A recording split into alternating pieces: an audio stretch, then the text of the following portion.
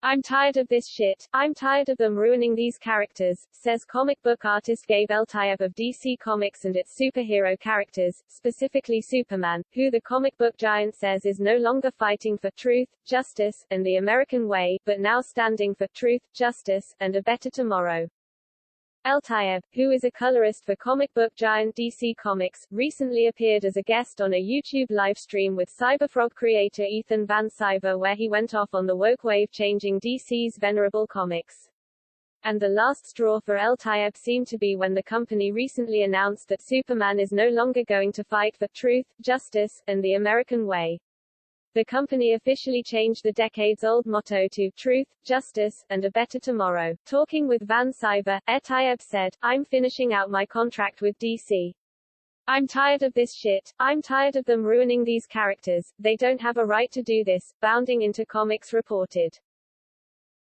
Eltaeb noted that he had worked the DC booth at Comic-Con in the past and helped tend to the elderly Jerry Robinson, the man who created Batman's foe the Joker. I remember bending down to his face and telling him, thank you for creating these characters, so people like me can waltz in and get a job. It's not about gay or anything else, Eltaeb exclaimed. Eltaeb went on to slam DC over the latest Superman changes.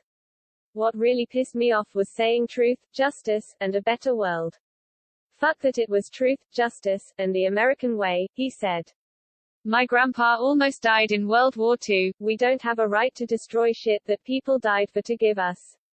It's a bunch of fucking nonsense. Eltaeb then went on to blast leftists who he says are the real bigots.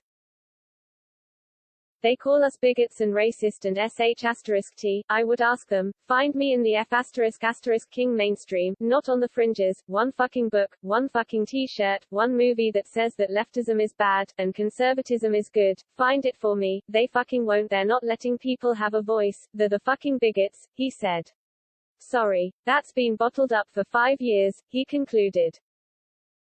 Gabe just exploded on my livestream. He had a lot to say, a lot of feelings and a lot of thoughts that he wasn't able to share because he was working for DC Comics, Van Sciver later explained.